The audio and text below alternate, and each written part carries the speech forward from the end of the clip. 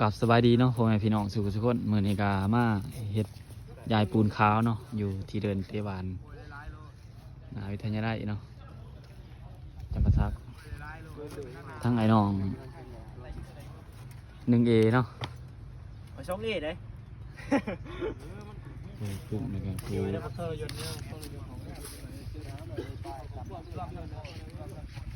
แรงไปหน่อย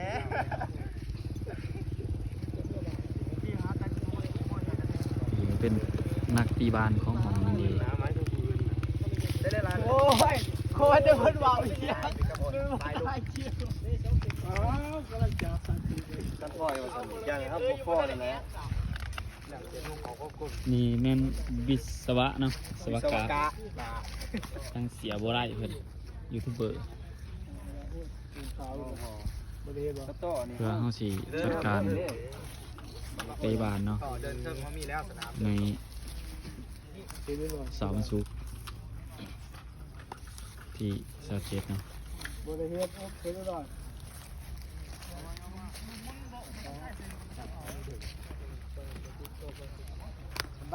ยากาศเสาร์วันจันทร์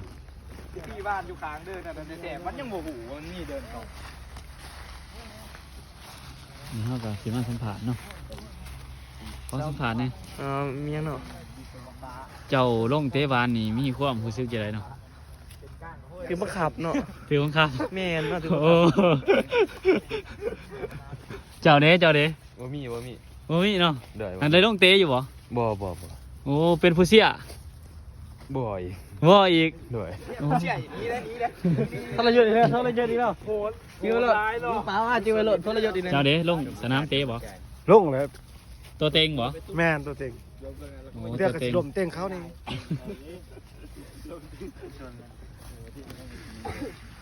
แน่นอนขนาดนอนวิชาการห้ามขี่รถจะห้ามเหยียบเต็นนี่โอ้ยก็ขี่รถเขาอย่าเหยียบทั้งครูวาพนอกก็นั่งผู้เดียวอยู่เอาว่าสัมผัสมาหอมสัมผัสว่าจะอะไรบนเอตี้เราข้าไปหาเมียก็บอกเลยนี่ว่าข้าไปหาเมียเจ้าสีโบมาเซียบอกบเลเซียหอนมุ่งเวลาหาเมียกันเลยไป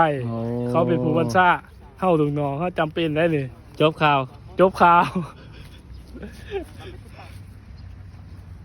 ไอ้เมื่อไรจะมาสู้เท่าไรคนเนี่ย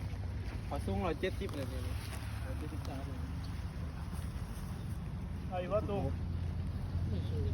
เอานะบ้านพัด